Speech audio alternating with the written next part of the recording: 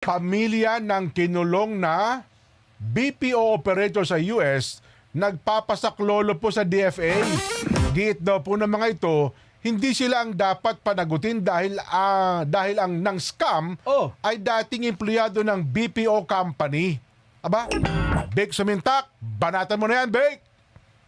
Nananawagan sa pamahalaan sa pamagitan ng Department of Foreign Affairs o DFA ang pamilya ng Business Process Outsourcing o BPO operator na tulungan sila para makalaya at makabalik sa bansa si Michael Cristraya Sordilla.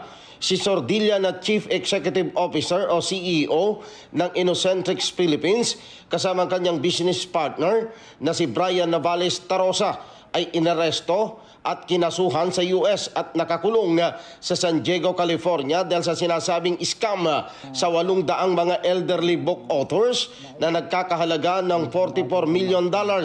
Sinabi ni Attorney Oliver Baclay, spokesperson ng pamilya Sordilla, na kailangan ng tulong ng gobyerno ng Pilipinas para mabigyan ng katarungan ang paratang ng US federal government dahil ang gumawa ng scam ay mga sinibak na empleyado ng Innocentrix Philippines. Through the course of our Q&A, we will highlight several key facts which will highlight that there's no fraud. Isa na yon, isa na yung kanina.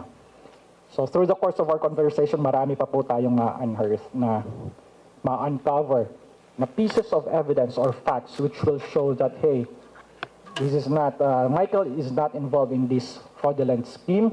Yes, globally it happens. Malaki itong fraud or scam activities globally.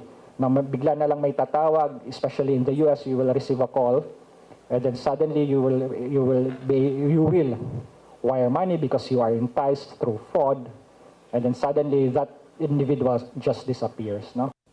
Ayon kay Attorney Baclay, nagawang makapag-scam ang mga dating empleyado ng Innocentrix Philippines sa Amerika gamit ang online transaction noong kasagsagan ng pandemya.